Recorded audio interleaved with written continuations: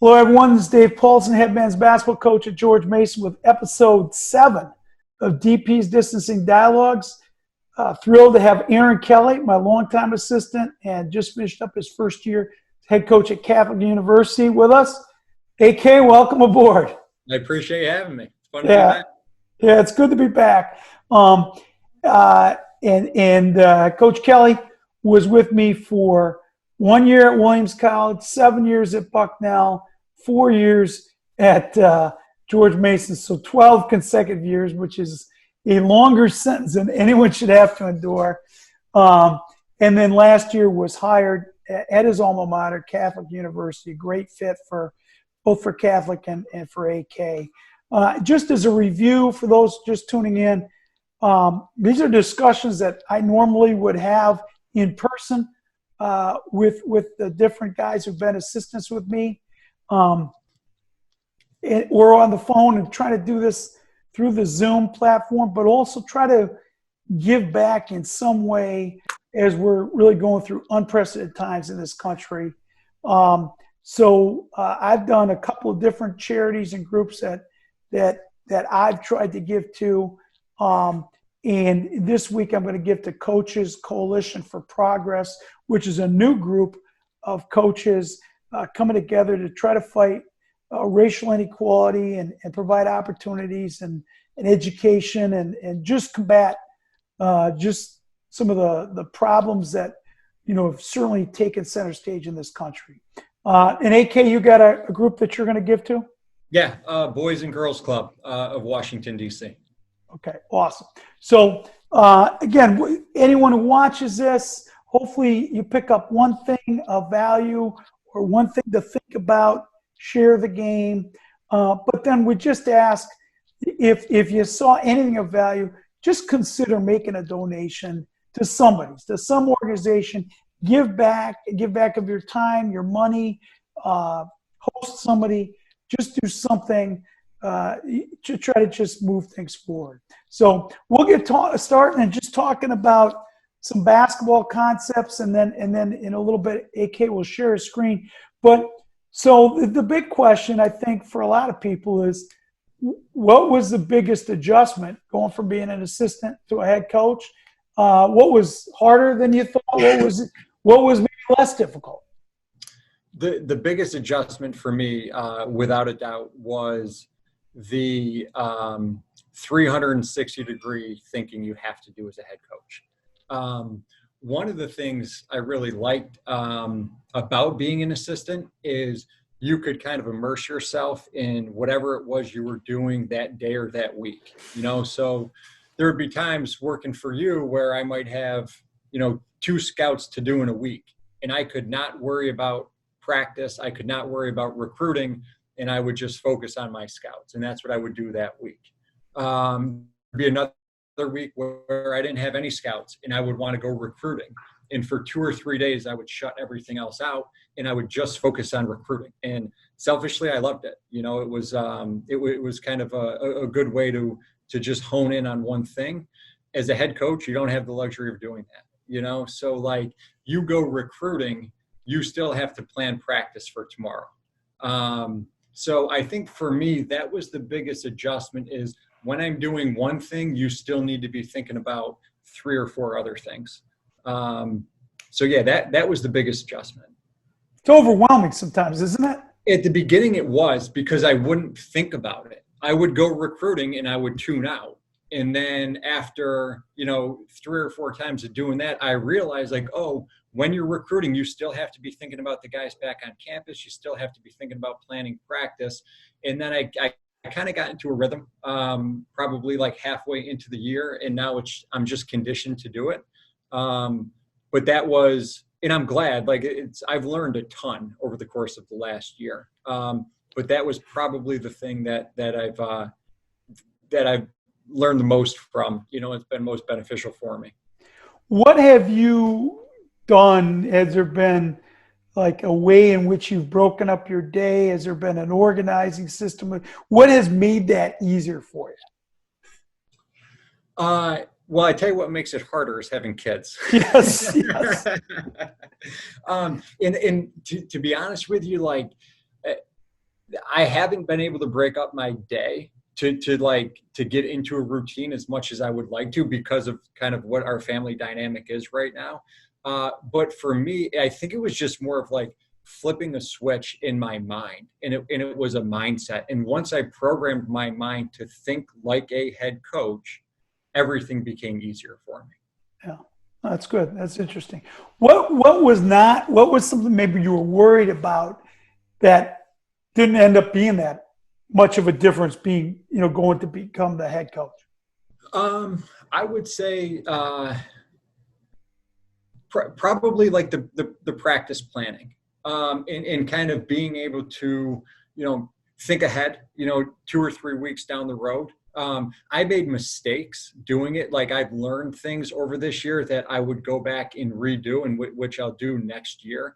But walking into practice, I always felt really prepared. I always knew what I wanted to work on, and I knew kind of a week in advance, like what we were going to want to work on. And again, being an assistant, that was something I never had to do. I didn't know if I'd be able to do it, but I thought I thought it was organized in our approach. Now, my decision-making wasn't always right in hindsight, but I thought my approach to that was pretty good. Right. And then you can go back and correct exactly whatever decision or how we taught this or when we installed it, but there's a organizing system in your head as how you're going to progress with practice, which is great. How, what's it like to be back at your alma mater? It's a lot of fun. It's, like you and I talked a lot, over the last decade about, when to take a job, what job to try to get. Some of the advice that you had given me that I think really resonated was like, you don't want to take a bad one. Don't go take a job just because you feel like you're ready to be a head coach. Take a job that you feel like you could spend the next 20 or 30 years coaching at. And it's a product that you believe in, so that when you talk to recruits and you talk to families, you feel good about the place that you're selling. And having gone to Catholic U and knowing what the experience is, I really liked it. And every time I talk to a family, I feel good about selling our product to them. And, it's a place that I would love to be, for the next 20 or 30 years. And I think if I'm able to do that, like I'll feel really satisfied, so I'm not looking for another opportunity. Like I'm enjoying what I'm doing. And having the experience as a player and as a student reassured me. When the job opened, I knew I wanted it, Right. because I had gone through it before. Now, any professors that were there when you were maybe not always doing what you're supposed to do academically that are like kind of haunt you? There's one. And he was like my only A. Only A? Because he was a good guy. And he's still a good guy. Thank God. But there's not that many professors left from. No, and we're a little bit removed, kind of where we are on campus. We're a little bit removed from the academic side of things. Okay. So we don't interact as much with the professors, but the place has changed quite a bit since I've gone, and even in the athletic department, like there's a few faces left over, but it'd been, 13, 14 or whatever it was, 15 years. A lot of new faces, but there are still a few who might remember some of my not so mature days. Yeah. That's all good. What's the big, for those, maybe for Mason fans who are tuning in to want to see, like, what's the biggest difference in recruiting at the Division III level from recruiting at the Division I level? Yeah, I think I think this goes for every level. I think the difference is the size of the athlete. The skill set is not that much different. The games are pretty similar in terms of the concepts and what skills translate. I think what makes the difference between a high major Division I player and a low major Division I player and a Division III player is size, speed, athleticism. And, our kids are going to be a step slower and a step smaller, than the kids that end up getting Division I scholarships. They're not necessarily any worse basketball players. They just don't have the physical tools. Right. But the dynamics, so 100%, the dynamics of recruiting at the Division III level, for some people may not know, Yeah. everything in Division III is based on need. Yep. So there's no full scholarships. Yep. How does that impact, the mechanics of you formulating a recruiting class? You have to recruit more kids, and you have to be a little bit more patient with your recruiting. You also have to be okay with recruiting a kid really actively, that kid wanting to come to your school, him telling you that he wants to come. And at the end of the day, the finances don't work and he can't come. And you have to understand that, and what I loved about Division I recruiting is the scholarship was the great equalizer. So like you knew if you wanted a kid and that kid wanted your school, there were no barriers to making that work. And that's the only thing about the Division III recruiting that I don't love is, we'll fall in love with a kid, he'll fall in love with our school, and finances come back, and it's just not something that's feasible for the family to do. Yeah. And that's not going to get any easier probably as we come out of this situation. It doesn't look like it. No. Have you guys had any, is there a plan for the fall in any way? Yeah, I mean, they are, as of right now, they plan on being back in the fall and having a traditional semester. There's things that are going to be in place that are going to be different. Some aspects of online learning, some in-person learning. It's not going to be completely what it was a year ago. But right now they're planning on having kids back and giving them as good of an experience as they can. That's good. Yeah, I mean, I think if there's any way, I think if anything came out of all this, maybe a little greater appreciation for the in-person educational aspect and how much learning goes on just with person-to-person interaction. There's no doubt about it. And I think the other thing it gave us, all of our players and coaches, an appreciation for is the season. I've had so many of our guys ask me, like, are we going to have a season? Are we going to have a season? And even for you and I, who, we've coached for as long as we've never thought about not having a season. We've always kind of taken that for granted. And this is kind of a good dose of perspective for us. If and when we do have a season, like how lucky we are to have one. Yeah. I know for me, I won't take for granted ever again, just the ability to go into my office, go into the gym with the guys and, and I think hopefully for players as well. Sometimes I don't feel like practicing today. I'm tired, right? Like now they've had 3 full months of not playing basketball. And I would guess most of our guys on our 2 teams have never gone more than 3 weeks without playing basketball. So, yeah, 100%. How about the last thing before we kind of get into the screen sharing? What have you noticed in terms of the difference? So part of it is not only the size of the athletes, but also the access, right? So in Division I, we're allowed to work with our guys out of season so much more. How did you find that adjustment? And talk a little bit about just the limitations. That was hard. That was really hard. So the biggest mistake I think that I made in year 1 is we started practice October 15th and we had an exhibition against you guys October 30th, right? So it was like 14 or 15 days. And I think we had like 12 practices before we had to be ready for that exhibition. So we needed an offense, a defense, out of bounds plays, press break in 12 days of practice. And what I did is I shortchanged the process, like the building blocks. And instead of like teaching our guys how to play offense, I was teaching them our plays because I felt like it was necessary for us to be able to play a game, to have some stuff we could run. So, there's 4 or 5 different ball screen sets that we have in for our first game, but I haven't taught these guys how to come off a ball screen. Right. So, how to read things. Yeah. So like we hadn't played against hard hedges. We hadn't played against a soft hedge. I hadn't taught them, adjusting on penetration or what do we do when we throw the ball into the post. So in Division I, like we have the summer and all of the fall to do that. So when we start practice, we'll start teaching our offense. And what I'll do next year is come October 15th, I will do that stuff. Like we'll break down in a lot of 1-on-1 and 2-on-2 and 3-on-3 stuff and break down how to play offense without any plays. And then as we get into our season, we'll build out from there. We'll add some layers to it. And I didn't do that. And I actually ended up doing it.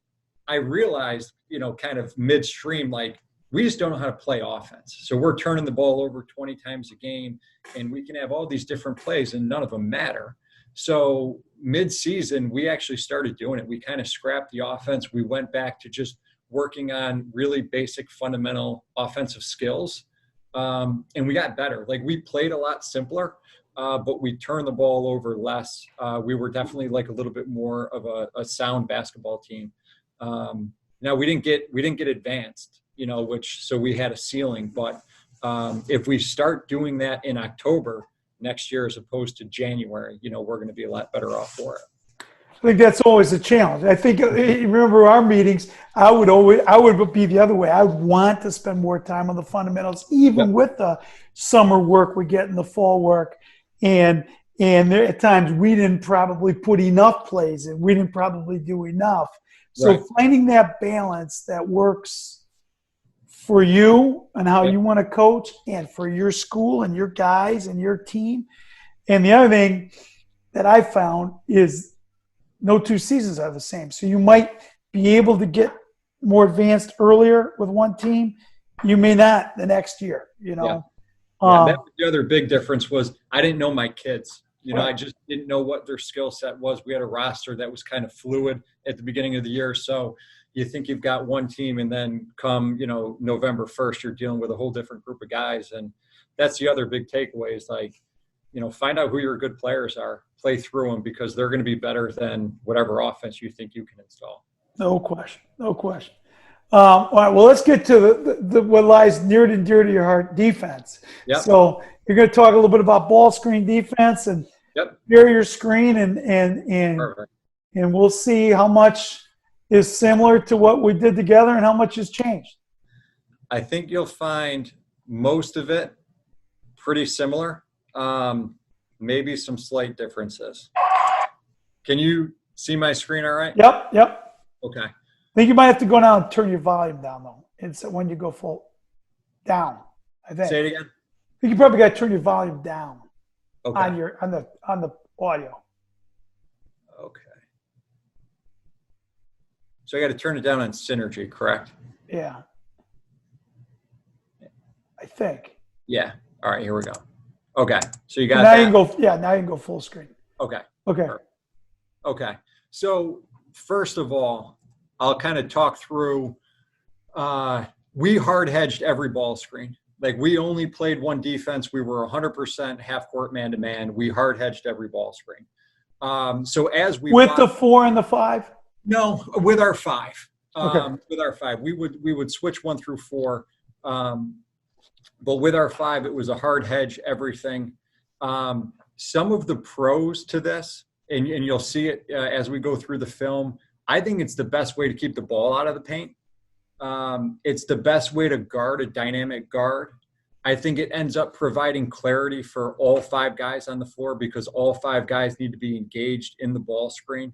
And it establishes for us, who was like a half-court man-to-man team, a very aggressive mindset. The cons, I think it's predictable, and teams will eventually scheme against it.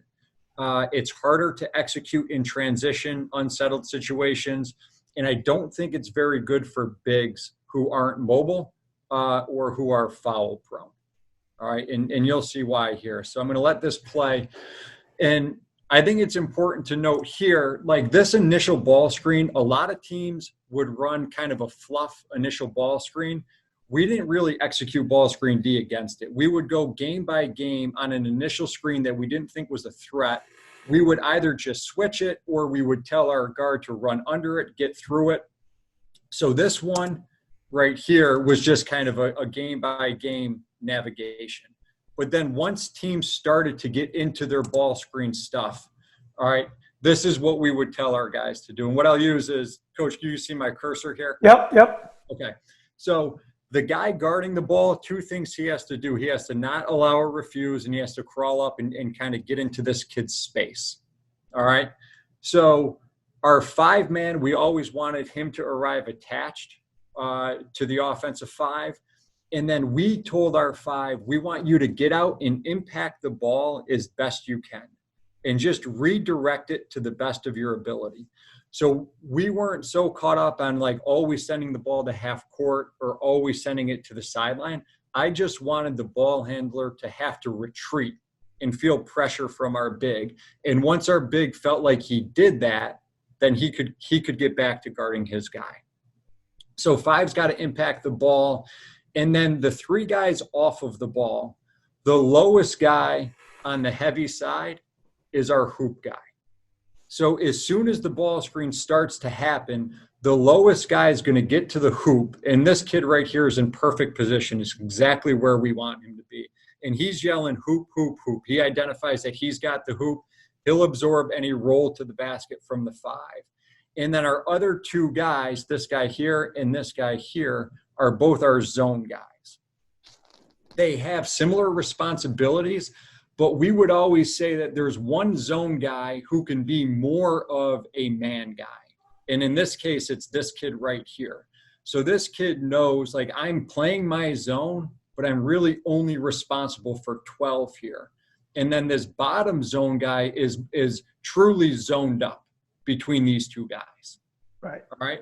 So for every ball screen that happened, we had 2 guys committed to the ball. We had 1 guy who was the hoop guy, and then we had 2 guys who were zoned up. So here, our 5-man does a really good job redirecting. Our other guys are engaged, and that's exactly the shot we want the other team to take. All right, so now that I've kind of explained what we do, I'll just let you watch it, see what it looks like.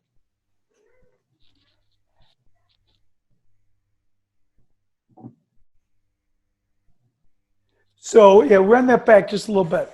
So yours is more to like what we would usually call a black, right? This case.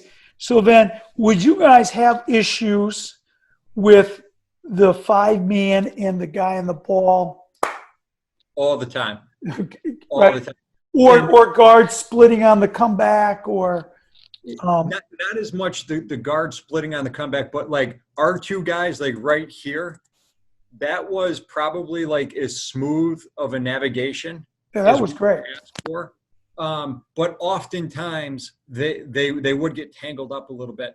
And I would always tell our guards, like, throw the big out of the way. You know, like, just find a way to navigate our big. You can wrap your arms around him, throw him out of the way. Like, it's important for you to get your nose back on the ball.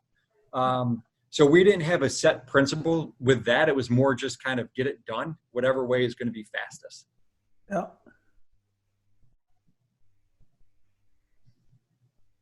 If possession was like that, things would be easy. Without a doubt.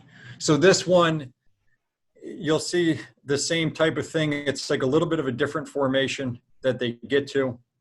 So right here, the ball screen's happening. The low guy, our hoop guy, is right here. He's in perfect position. He's going to yell out hoop.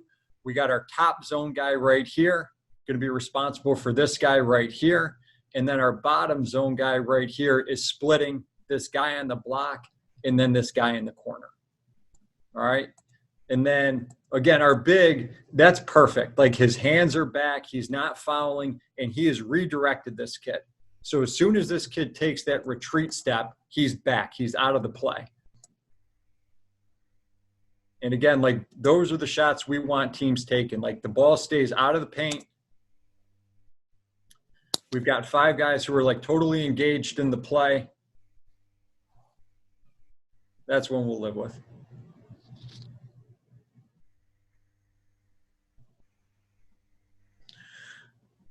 All right, here you'll see what I said earlier is teams will try to scheme for this ball screen D because they always know you're going to hard hedge. All right, Moravian is a team in our league. We play twice a year.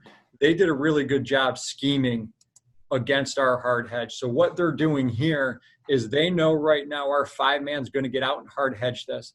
So they're throwing an early pass to this kid 20 at the top of the key.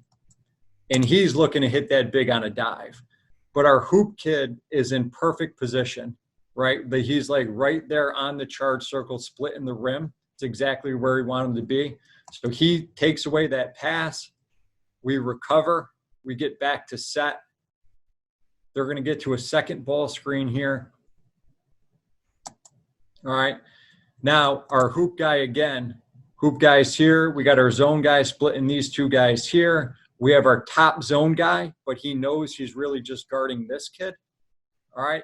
And then what our hoop guy does a good job of here is not overcommitting to this pick and pop to 15 feet. Because we would always tell our 5, no matter what, after you hedge the ball screen, you're always going to recover to your guy. So our 5 is always going back to our 5. And what this kid did is he made a good read because he knew this big wasn't a pick and pop threat. He also knew our 5 was going to recover. So he didn't commit to him. He just kind of stunts at him. Kid shoots a contested 15-foot jump shot. It's another one that we want to live with. So you see it again here kind of all the way through. Good hoop presence. Now we're back to set. Second ball screen happens. Good hoop presence again. Contested jump shot. Ball never gets in the paint. All right, last one I'll show you.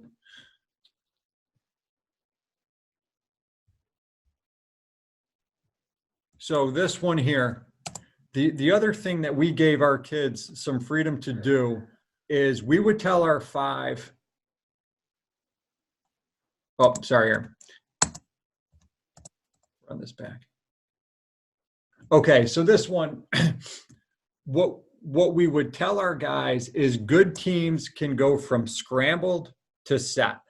And like that was always our goal. So like if you're going to commit 2 to the ball, you're going to end up in 4-on-3 situations or 3-on-2 situations on the back end. And we wanted our guys to be able to navigate those situations and be able to get us back to set, which was back to 5-on-5. So when the ball screen happens here, we've got these 2 guys who are committed to stopping the ball, which means our hoop guy and our 2 zone guys need to figure out how to guard these 4 guys for a split second, which they do it. And now right here, we went from being at a disadvantage to being back to 5-on-5 where everybody's guarding their guy and everybody's in like the defensive position that we want them to be in. And to me, like that's the sign of a good team is when you go from scrambled back to set. And I would tell our guys, like, if we can do that 2 times in one possession, that's a good defensive team. Does that make sense? Yep. Okay. So now we're going to take a look at a couple of bad possessions and we'll explain why. Okay. So on this one, we would tell our 5s, if you felt like this ball screen happens outside of an operating area and this kid isn't really a threat to do anything out there, that they don't have to hedge it and they can tell our guard to run under it. And this is exactly what our kid does here. He just says, like, I'm not going out there. You can run under this one and we're fine.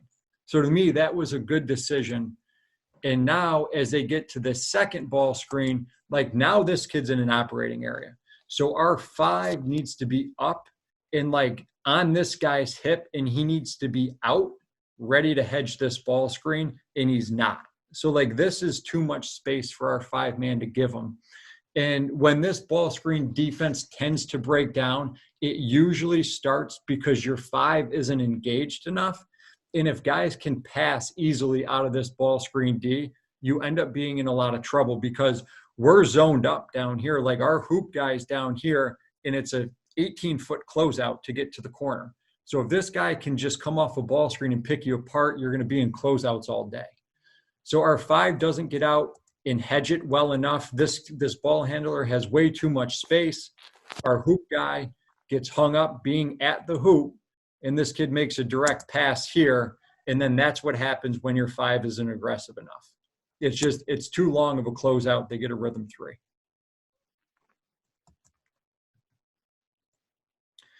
This is the same thing here. All right, so they come down and they're just playing ball screen offense right away. Like our big is in perfect position here. He's got his hand on his hip. So this one, he can get out and redirect this thing and should redirect it to half court. All right, we've got our lowest guy on the heavy side, who's this guy right here, is going to get to the hoop, which he does. So he's in perfect position. He's at the hoop. We've got a zone guy who only has one man in his zone, so he's basically just guarding this kid. And then we have our other zone guy over here who's splitting these two guys. But because our 5-man doesn't get out and hedge this screen, he just kind of flat, soft hedges it, and this kid's got all this space. He comes off, rifles a pass to their big, and they get a point-blank layup. All right, the other thing I mentioned that where I don't think this ball screen defense is very good is unsettled situations or transition. All right, and here this team comes down, they get a ball screen like right off the bat in transition, and what happens is like our guys are still identifying like who they have. So like as this ball screen gets set, like this kid should be our hoop guy, but he's still identifying his man. Our 5-man should be out attached to their big, but he ran back to the rim because it's transition defense, and now he's getting back to his guy. So what ends up happening is there's way too big of a pocket here for this kid to make this pocket pass. And then instead of being right here, like at the front of the rim, our hoop guy is on the block, and he's 2 or 3 steps too far away. So he's too late. So they throw this pocket pass. He slides in, and instead of a charge, it's an ammo. Yep. So this would be a scenario where, like, if you were to just kind of low hedge ball screens, or you were to switch them, like you'd be fine. But because we need all 5 of our guys kind of engaged and in the right spots when it's unsettled like this, we struggle with these ball screens.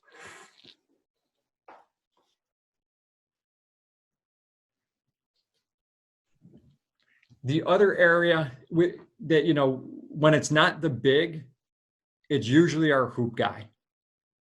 And what happens is he's just a second late, or he's not in the spot that he needs to get to. And then he becomes rather useless. Yep. All right. So you'll see it here. Like this kid knows, like the ball screen's happening, and our guy knows I'm at the hoop, and he thinks he's doing the right thing. He's like engaged. He knows the ball screen's happening. He knows he's the hoop guy. The mistake he makes is he's on the block instead of being right in front of the rim. And this kid gets a pocket pass, and he slides over, and now this kid finds himself in the charge circle in a 5-man with a full head of steam coming right at his chest, and there's nothing he can do about it. You know, so if our kid had just taken, you know, 1 step over, he's going to meet this kid, you know, out here, and he's going to be there for a steal, or it's going to be a charge. You know, and then the other thing you'll see here, which happens a lot, is, again, all of the space that this ball handler has. So he can come off and he's in a rhythm, and he just fires a little pocket pass with no pressure from our guard or our big. So like if we were to break this down in film, we'd address, but you know, all 3 of those guys: our hoop guy, our big not pressuring the passer, and the guy guarding the ball handler not making it a harder pass. Yeah. One of the terms I heard on that I think we'll try to incorporate that's good is for the guy in the ball, connect and direct. Yeah. Connect and direct them. But I think when going back and evaluating our ball screen D this year, that's probably one of the biggest areas of weakness, is really pressing up and bullying the ball. Yep. And it's something, especially if you're looking as a coach at the rotations and the hoop guy. Yep. We're so worried about getting that guy to the hoop that we're not as relentless on the guy pressuring the ball. No, there's no doubt. That was like, that's where my eyes always went to during the game, was as that ball screen was happening, I wanted to make sure we had hoop coverage. And so I would take my eyes off the guys that were impacting the ball. And for our bigs, the other thing we tried to get them to do a little bit more is be active with your hands. Not only is like trying to deflect passes, but actually trying to reach in and steal the ball if you can. Because I mean, you and I both know the way that we like to play, like we're not generating a lot of steals. So just finding different ways that we can kind of reach in and get deflections, get steals, I think is really good. And that's the areas that next year, I think that once we have our base in, which we now have in, we can start to work on those details. Yep. Yeah, I'm going to show you one more. And this hurt us a lot too. And is when teams slip ball screens. All right. So here we tell our big on a slip, if they slip it really early and you don't feel like that ball screen is real, then just stay with the big. If you feel like you've already committed to the ball screen, then commit to the ball screen, try to make the pass harder. But here this team runs really good offense. He slips it with perfect timing, and they hit the big on a slip. Our hoop guy is there. He did a good job. Like, he was totally engaged. He knew he was the hoop guy. He absorbs the slip. So he did his job. And like where we need to get better next year is, can we go from this disadvantaged situation back to set? And like, this is something that we just didn't get to work on this layer enough in practice, you know, where our guys knew when this happened that our kid right here was ready to fire off to 32 and he can be there on the catch. And then if 32 passes it to this kid in the corner, our hoop guy is already on his way out to close out on this kid in the corner. All right. And just making the offense go to one more additional layer and making uncontested shots be contested. And here we weren't ready for it. You know, like we got to that first layer of defense, which we absorbed the slip. That's great. But now can we rotate out of it and get back to set? And we weren't far enough along yet. What will you do next year to drill that? What have you figured out something that is the best way to drill that? Yeah, I think that like the more I watch this stuff, like there's only so many scenarios that you get put into, right, with this stuff. And we will drill like that exact scenario. Like it will go from shell to 5-on-5, and we'll say, okay, this is what's going to happen. They're going to slip the screen, they're going to hit the big, and they're going to kick out. And here's how I want you guys rotating out of this. And, you know, similar to how we've always done it at Bucknell and Mason, like we didn't get too into the weeds with how to rotate or how to scramble. Like there's no like set way to do it. It's like the closest guy go, like somebody's got to make a decision, and then the decisions will kind of domino from there. And I like coaching it that way, but we didn't put our kids in that scenario. Enough of those scenarios. Right. Yeah. Right. It's always that fine line when you do that, because you have to go at less than game speed to get the offense to dictate, here's what you're going to do. You're going to slip, you're going to hit the big's going to kick it out. And you have to do it not at full speed, but then it has to be full intensity, you know, and that's, and that that's the age old secret in coaching is put guys in enough scenarios, but make it competitive enough that. Yeah.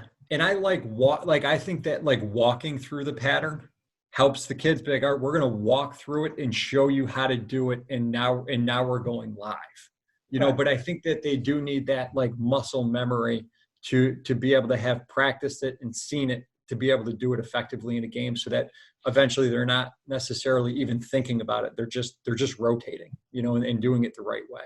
But we had a hard time making decisions. We'd have two guys, and either one of them could have been the one to rotate, and they would both freeze, you know. Right. And I just tell them, like, somebody just go, you know, or both of you go. Like, if you call it at the same time, you both go. But like, somebody's got to make that first decision to go do something, and then everybody else can react from there. It's amazing how much leadership, somebody who plays with confidence on the defensive end. Everyone talks about the player who plays with confidence on the offensive end, but the player who plays with confidence on the defensive end is really empowering to the rest of his teammates as well. Yeah. And the other thing that I'll say is, like, we had we practiced really well. Like our kids were awesome at practice. And when we would do shell or we would be 5-on-5 in the half court, our kids would talk like crazy.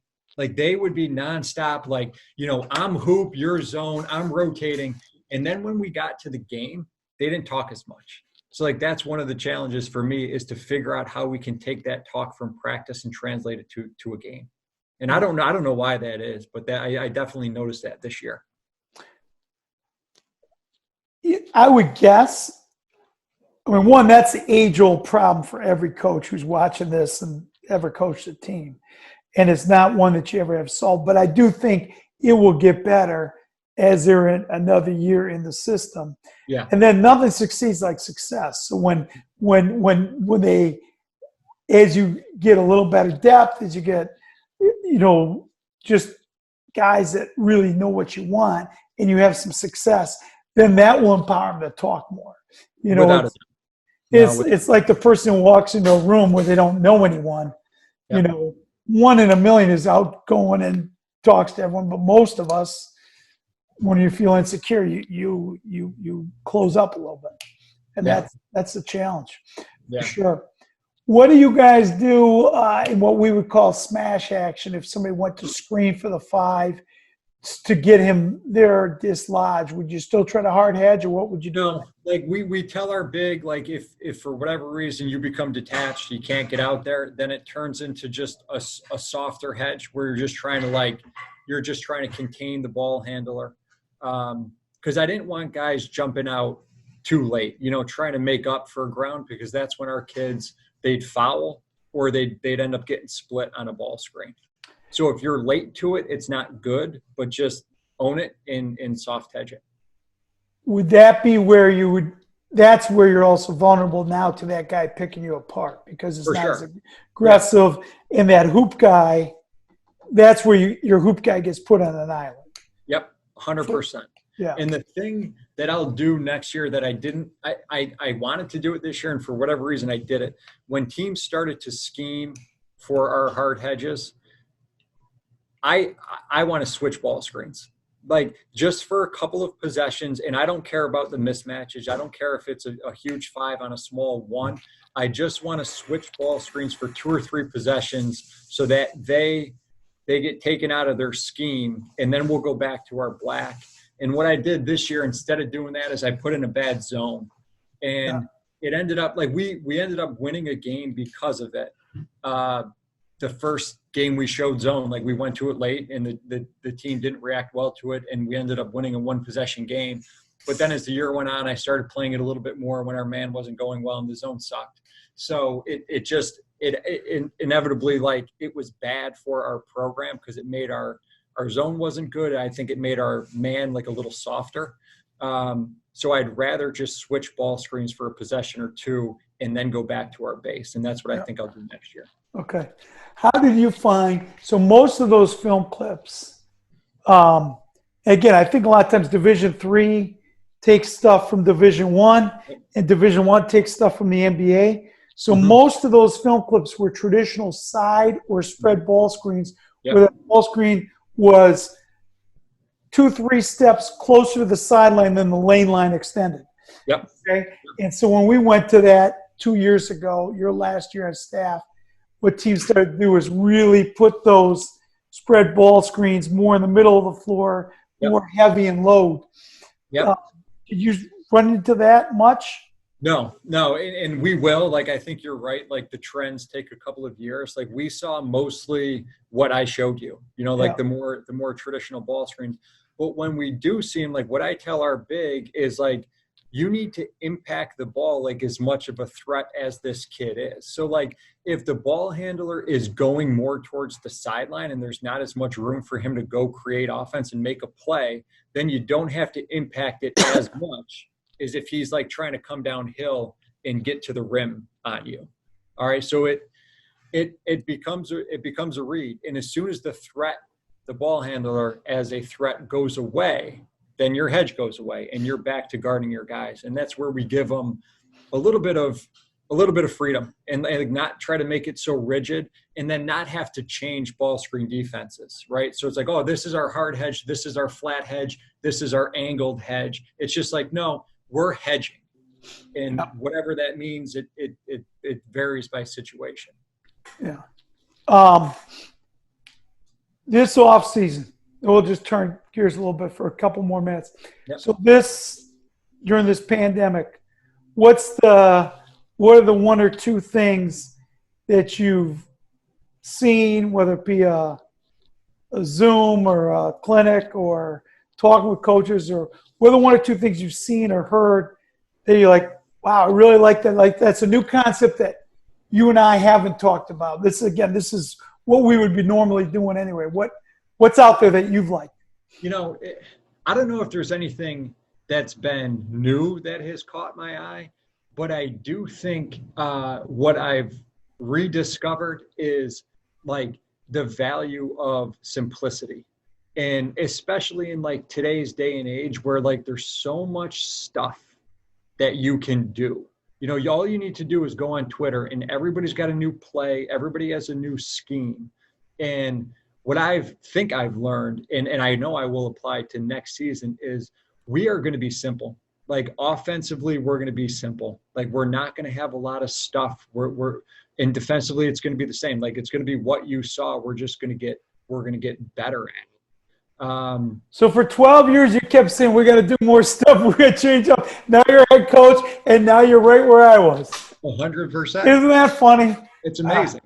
It's amazing. But I do think it takes like that head coaching experience to realize, like, because you're in the thick of it all the time, and you're the one that has to make the decision. So you really need to do like critical thinking, that as an assistant, you can make a suggestion and not maybe have to have like thought it through all that much. Yeah. But like I look at the national championship game with Virginia and Texas Tech, and I'm like, those two teams are really well coached and they have really good players and they play completely different styles of basketball. Couldn't Like, be more they dissimilar. couldn't be- Defense. Two of the they best defensive coaches out there. But they couldn't be any different. So Yeah. like, it just reassures me, like, unless you're an idiot and doing stuff that just like makes no sense, like schematically, as long as your stuff is sound, just do it and like practice it and do it well. And whether you hard hedge ball screens or ice them or soft hedge them, they're all good and they all have flaws to them, but just work on it. And I think if you do that, ultimately you'll produce like the best team that you can produce. Absolutely. Well, listen, AK, this was great. Appreciate your time as always. Always good to reconnect. And so much fun to watch you work the sidelines at Catholic and try to keep your own kids under control, which is a lot harder. Doing this, and I appreciate doing it with everybody else as well. I think it's a great cause and it was a great idea. So keep it up. Awesome. All right. Thanks, AK. Okay. Thanks, Coach.